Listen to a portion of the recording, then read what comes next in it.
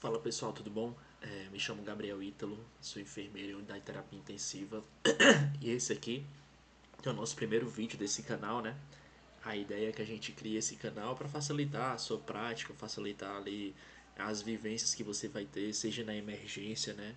Que é um setor também por onde eu atuei, seja na unidade de terapia intensiva. Então a ideia aqui é que a gente possa discutir alguns assuntos, alguns temas que são relevantes, que comumente pode aparecer na nossa prática, tá? A ideia nesse vídeo é comentar sobre edema agudo de pulmão. Eu acredito que, como eu trouxe uma aula bem detalhada, eu vou dividi-la em dois capítulos. Né? Esse primeiro a gente vai abordar sobre os conceitos, sobre como reconhecer sinais e sintomas. E no segundo momento eu trago sobre o tratamento e condutas de enfermagem. Beleza? Então, pessoal, a gente vai comentar sobre o EAP, né, que é esse edema agudo de pulmão.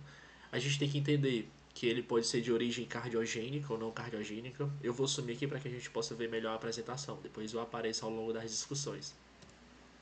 Então ele pode ser de origem cardiogênica, né? Quando o coração ou mecanismos hemodinâmicos, como por exemplo a hipertensão arterial sistêmica, ela vai ser o fator causal, né? Desse EAP, né? Então ele pode ser causado pelo aumento da pressão hidrostática capilar pulmonar, geralmente por disfunção ventricular esquerda, né, pessoal? Então o que acontece?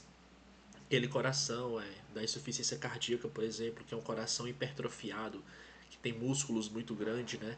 E aí prejudica ali o volume diastólico final, né? Porque ele se enche pouco esse coração devido à espessura do miocárdio. É um coração que ele vai ter uma pós-carga, né? Que é aquele sangue que sai do coração pros órgãos, né? A força que o coração tem que fazer para fazer essa ejeção de sangue, ela acaba diminuída devido à espessura do miocárdio. E esse sangue ele começa a se acumular, ele começa ali a regurgitar, né, do ventrículo esquerdo para o átrio esquerdo, né? Então você acaba que tem um retorno desse sangue através das artérias pulmonares. Isso, pessoal, acontece tanto no contexto do paciente com insuficiência cardíaca, com hipervolemia, né? Um paciente que não está tendo ali uma boa regulação da volemia do seu corpo, é um paciente mais encharcado, um paciente mais edemaciado, que está com acúmulo de líquido circulante, né? Então o coração ele não consegue suprir esse volume, então ele vai começar a se sobrecarregar e aí esse sangue vai ter um retorno dele pelas artérias pulmonares e vai fazer uma pressão dentro dos capilares, né? Vai se acumular sangue ali nos capilares, que seria justamente o aumento da pressão hidrostática. E esse sangue ele começa a sair do capilar para o interstício pulmonar, para o tecido pulmonar, incluindo para os alvéolos, onde eles vão se preencher de sangue e aí vai prejudicar a troca gasosa, certo? Nós temos também a origem não cardiogênica, né, que vai ser caracterizada aí por um aumento da permeabilidade vascular, ou seja, numa lesão pulmonar direta, ou num quadro de pneumonia complicada que virou uma sepse, ou no caso de uma broncoaspiração maciça, onde eu vou ter uma resposta inflamatória agudizada, a resposta inflamatória ela aumenta a permeabilidade desse capilar. Logo, eu posso ter um extravasamento de plasma, de células de defesa, de sangue ali para o contexto do alvéolo, né? E esse alvéolo ele acaba sendo preenchido por secreção e também vai prejudicar a troca. Então nós temos aqui alguns status, né, que nós queremos que esse paciente ele apresente, que é uma PA estável, uma saturação maior que 95 em ar ambiente, né, uma frequência cardíaca ali ok, uma frequência cardíaca abaixo de 100, preferencialmente, para não sobrecarregar esse coração, né. A gente vai trabalhar ali com a meta de saturação de 95, né, para que garanta a oxigenação tecidual, né, uma frequência respiratória ali menor que 20, né. Lembrando que esse aqui, pessoal, é só um alvo, não necessariamente eu tenho que ter esse valor exato, tá? Algumas ações que são consideradas imediatas, né, VNI, diurético e vasodilatadores que a gente vai comentar posteriormente. Então, como dito, o edema agudo de pulmão ele vem a ser o acúmulo anormal de líquido, pessoal, extravascular, ou seja, aquele líquido que sai do vaso sanguíneo, né, no parênquima pulmonar, reduzindo as trocas gasosas e podendo levar rapidamente à insuficiência respiratória. Como nós comentamos, a gente vai ver já já em outra imagem que o alvéolo ele é para ser preenchido só por gases. O que acontece é que nesse momento o alvéolo está preenchido ali uma lâmina de sangue, uma lâmina de secreção e prejudica essa difusão dos gases. Consequentemente, o paciente vai ter uma retenção de CO2 no sangue e vai ter pouco oxigênio porque o oxigênio não consegue vir do ambiente para dentro da corrente sanguínea. Então você vai ter um paciente hipoxêmico, né? Um paciente com ali uma acidose respiratória, né? Até uma dica aí para quem vai ver gasometria. A relevância clínica disso, pessoal, é a apresentação frequente, extremamente grave, né? Que esses pacientes chegam para a gente na UTI, na sala vermelha, lá na emergência, e tem uma grande chance de mortalidade se não revertida, não reconhecido de maneira precoce, tá?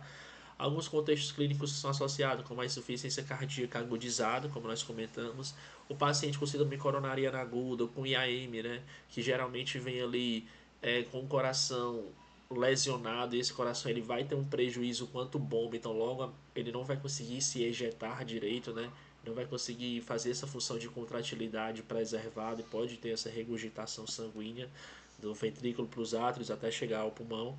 A crise hipertensiva, né, quando maior a pressão arterial, maior a pressão que o sangue exerce nos vasos, maior o risco de aumentar a pressão hidrostática também, esse sangue sai do capilar para o interstício pulmonar, né?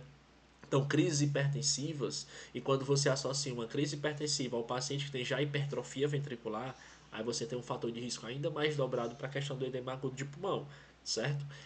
A nossa meta inicial, pessoal, é justamente a gente avaliar a hipoxemia, ver se o paciente já tem sinais ali de redução do oxigênio, né?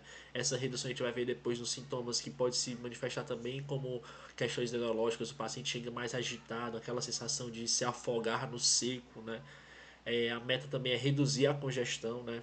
Fazer esse paciente diminuir volume para que eu diminua a sobrecarga cardíaca, garantir que ele tenha uma perfusão tecidual, uma perfusão de pele, né? Certo? É uma condição clínica grave, pessoal, que requer uma intervenção imediata, como já comentamos, e ali se a gente fosse colocar de 0 a 100 a gravidade desse caso, seria muito crítico, né? Acima de 85%, certo? E aqui, pessoal, nós temos uma sequência dos eventos, né? Como ele ocorre, até que nós chegamos ali na fadiga principal, na complicação principal, que seria a fadiga respiratória, a parada respiratória, né? Então a gente tem ali uma causa cardíaca aqui no momento, né, que é uma disfunção ventricular esquerda. O coração ele vai ter um prejuízo ali da sua diástole, da sua sístole. Isso também está ligado a valvopatias, como nós comentamos, né? Que a válvula ela impede o regurgitamento de sangue de uma câmara cardíaca para outra, ou da câmara cardíaca para as artérias, né? No caso da artéria pulmonar. Então, se eu tenho uma disfunção dessa válvula, eu vou ter uma regurgitação de sangue. O sangue ele faz um caminho contrário, consequentemente se acumula ali nos capilares pulmonares e extravasa devido ao aumento da pressão hidrostática, né? Outra situação também é arritmias, pessoal. Nas arritmias, o coração, a frequências cardíacas ali maior que 150, maior que 160, eu tenho um prejuízo do débito cardíaco, porque o coração ele não consegue se encher totalmente de sangue, porque não dá tempo devido à contratilidade que está aumentada, né? A frequência de contração está muito rápida na arritmia, certo? Então esse aumento da pressão hidrostática faz com que ocorra a transudação do sangue, né? Para os alvéolos, para o interstício pulmonar, então vai ter um acúmulo de líquido nesse alvéolo. Pode ser sangue, no caso cardiogênico, pode ser secreção pulmonar, pode ser conteúdo gástrico na broncoaspiração, tá? E esse acúmulo de líquido leva ao shunt pulmonar. O que seria o shunt? É um desequilíbrio da ventilação-perfusão. O que acontece? O paciente está tendo ali o sangue no capilar, ele está respirando, mas não está tendo esse equilíbrio porque o gás ele não consegue passar do ambiente para a corrente sanguínea devido ao preenchimento do alvéolo, né, por líquido, como a gente consegue ver aqui na imagem, né, à nossa direita, né, a gente consegue ver ali ó, que tem líquido dentro do alvéolo.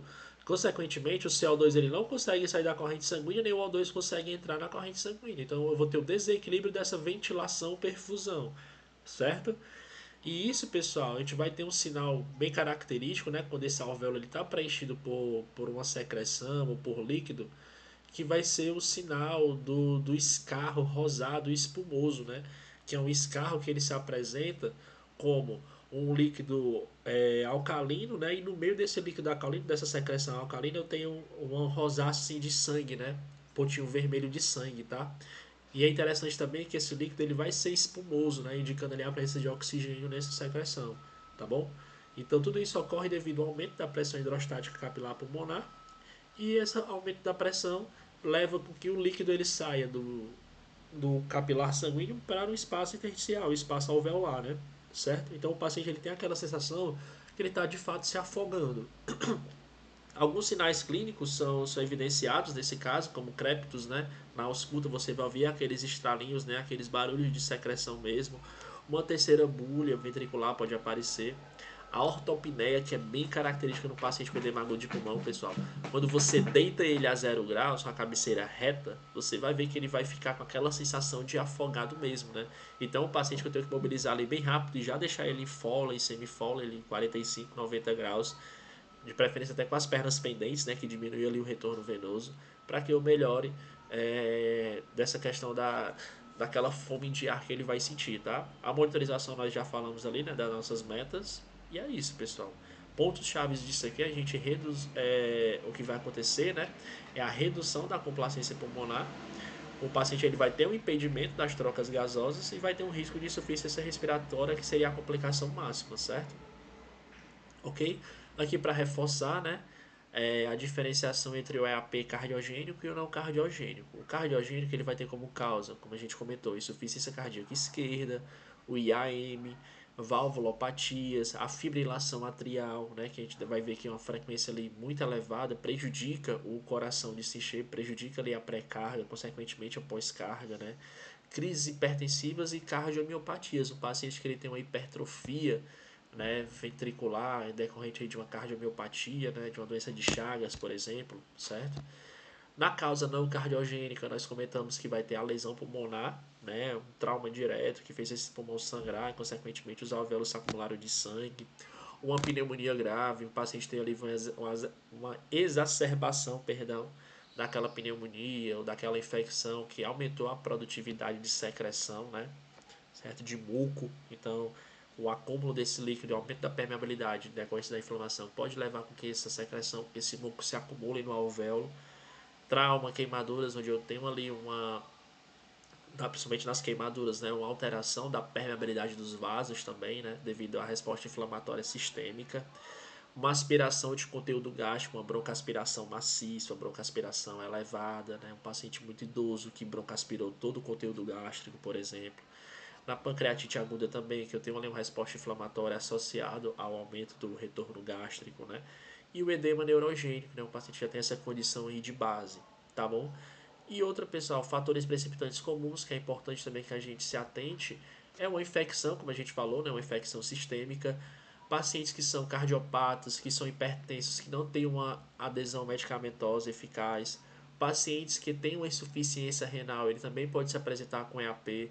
Vamos supor que é um paciente que ele já tem uma insuficiência renal dialítica, é um paciente que tem restrição hídrica, ele não respeita essa restrição hídrica diária, então ele acumula muito líquido circulante, o coração não consegue dar conta dessa sobrecarga volêmica, ele não urina, né? Então ele não vai ter uma regulação de líquidos do corpo, esse líquido começa a se acumular, vai ter edema periférico, pode ter ascite, e vai ter também a questão do EAP, né?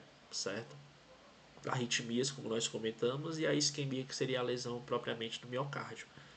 Beleza, pessoal? Então aqui a gente comenta um pouco mais sobre a fisiopatologia, né?